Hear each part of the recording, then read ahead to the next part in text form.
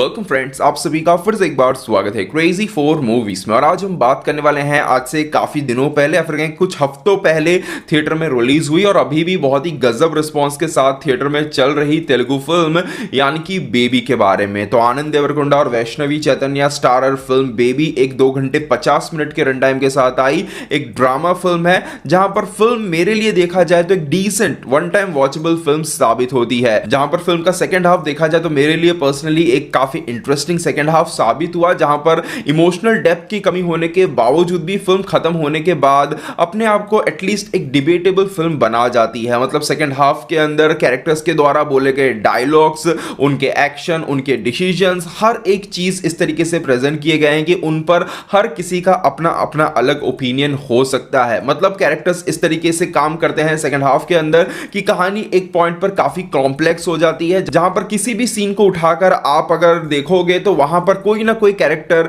आपको गलत नजर आएगा, जिसको देखकर आप बोल सकते हो कि हाँ, इस कैरेक्टर के इस बिहेवियर की वजह से, इस डिसीजन की वजह से फिल्म का अंत इस तरीके से हो रहा है। तो यहां पर किसी भी कैरेक्टर को बहुत ज्यादा पॉजिटिव, बहुत ज्यादा नेगेटिव शेड में नहीं दिखाया गया है। हर एक कैरेक्टर के अंदर आपको कुछ ना कुछ फ्लॉज डेफिनेटली नजर आएंगे। तो डायरेक्टर साहब यहां पर एक बैलेंस क्रिएट तो करना चाह रहे थे, बट पता नहीं जाने या फिर अनजाने में जो है उन्होंने कुछ सीन्स या फिर कुछ डायलॉग्स ऐसे लिखे हैं जिस कारण से यहां पर फिल्म के अंदर जो वैष्णवी नाम का कैरेक्टर है, जो कि वैष्णवी चैतन्य खुद प्ले कर रही है, वो जो है बाकी कैरेक्टर्स के सामने थोड़ा ज्यादा नेगेटिव शेड में आ जाती है। मतलब उनकी जो गलतियां हैं वो इन दोनों की गलतियों के सामने जो है छोटा करके दिखाया गया है। अब ये पूरी तरीके से डायरेक्टर का ही काम है, उन्होंने चीजों को इस तरीके से ही प्रेजेंट किया है। तो ये सभी चीजें फिल्म को कुल मिलाकर एक पॉइंट के बाद काफी इंटरेस्टिंग बना जाती है और एटलीस्ट सेकंड हाफ के अंदर और प्री क्लाइमैक्स से पहले तक फिल्म जो है इंगेज करके रखने में कामयाब रहती है। तो डेफिनेटली फिल्म के राइटिंग का ये पर्टिकुलर हिस्सा इस फिल्म का एक बहुत बड़ा पॉजिटिव पॉइंट साबित होता है। बट क्या केवल इस एक पॉजिटिव पॉइंट के वजह से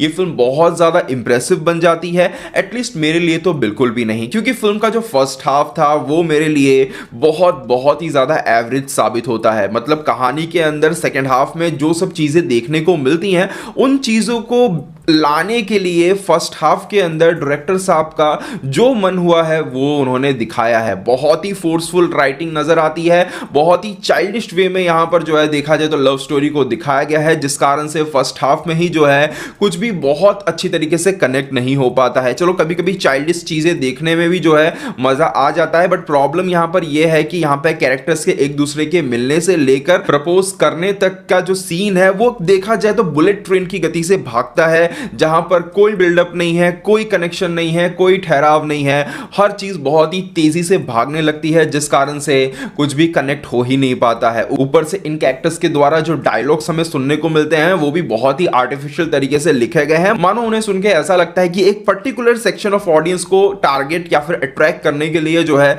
उन्हें लिखा गया है, पर उनके अंदर कोई खास डेप्थ जो है हमें देखने को नहीं मिलता है। आप जस्ट सोच के देखिए कि फिल्म के अंदर एक कैरेक्टर है जिसको एक अमीर कैरेक्टर यहां पे दिखाया गया है, वो यहां पर वैष्णवी चैतन्य का जो कैरेक्टर है वैष्णवी नाम का, उससे दोस्ती करती है जस्ट केवल उसे एक्सप्लॉइट करने के लिए। मतलब उससे अपना काम करवाना है, जो चीज उसे एक नौकर की तरह उसे ट्रीट करना है, इसलिए जो है वो उससे यहां पर दोस्ती करती है। अब केवल उसने इस मतलब के लिए उससे दोस्ती की है, फिर भी जो है वो आगे जाकर उस लड़की को लेके जाती है, उस पर खर्चे करती है, कहा जाता है परमानेंट कुछ मेकअप करवाते हैं, पूरी तरीके से उसका ट्रांसफॉर्मेशन करा देते हैं, हजारों रुपए खर्च कर देते हैं। किस लिए?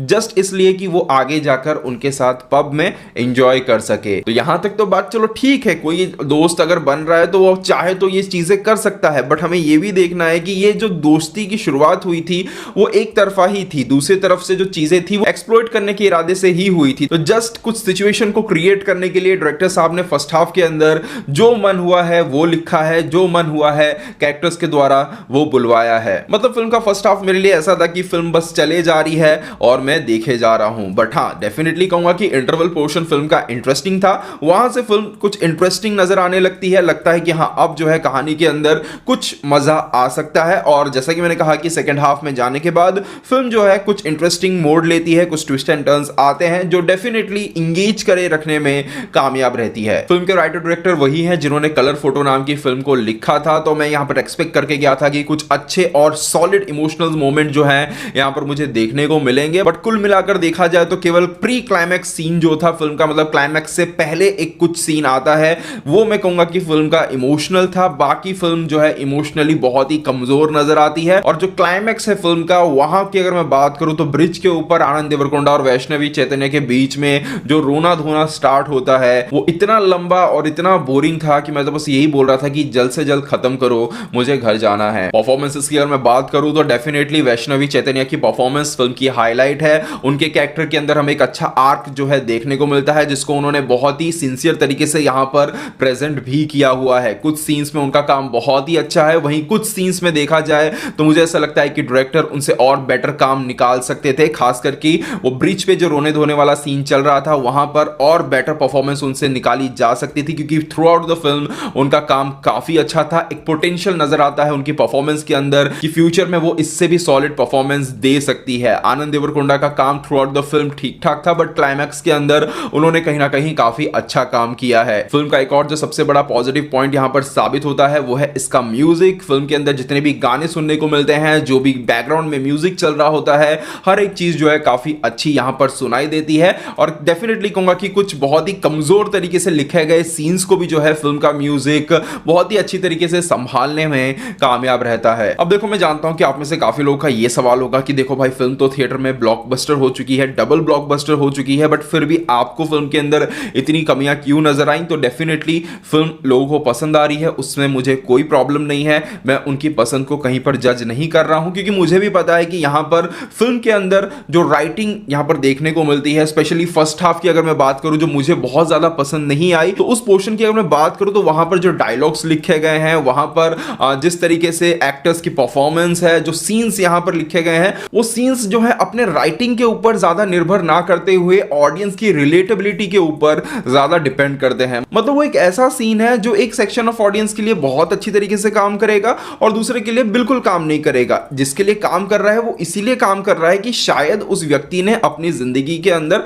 ऐसा कोई एक्सपीरियंस किया हुआ है, ऐसा कोई सिचुएशन देखा हुआ है, या फिर उसके आसपास में उसका कोई करीबी है ऐसा जिसने ऐसी कुछ सिचुएशन को जो है फेस किया हुआ है। तो मे बी वैसे एक सिचुएशन के अंदर ऑडियंस जो है यहां पर कहानी के साथ, कैरेक्टर्स के साथ, बिना किसी स्ट्रॉन्ग राइटिंग के भी जो है बहुत ही अच्छी तरीके से कनेक्ट कर सकती है। बट मेरे केस में मैंने इन सिचुएशंस को बहुत ज्यादा एक्सपीरियंस नहीं किया है, ना ही पर्सनल लाइफ में, ना ही मेरे किसी करीबी के लाइफ में। देखिए, वैसे तो मैं पर्सनली जो है रियलिटी को और फिल्म को कभी भी एक साथ जोड़ता नहीं हूं, बट क्योंकि मैं जानता हूं कि आप में से काफी लोग काफी दिनों से कमेंट्स में भी बोल रहे थे कि भाई ये जो है रॉड रियलिटी है, ये फिल्म जो है असलियत दिखाने की कोशिश करती है, तो इसलिए जो है यहाँ पे मैं थोड़ा बहुत रियलिटी को जोड़ते हुए बात कर रहा हूं कि देखिए, मैंने भी जिंदगी में ऐसे लोग देखे हुए हैं जो इस फेज से गुजर चुके हैं। तो इस फेज से जब कोई बंदा गुजरता है तो ये उसका पर्सनल डिसीजन होता है कि उसे जिंदगी भर बैठ के रोना है या फिर उस चीज को भुलाते हुए आगे बढ़ना है। अब मैंने लाइफ में जिन लोगों को देखा है, उन्होंने जो है सेकंड ऑप्शन को सिलेक्ट किया है और वो आज अपनी लाइफ में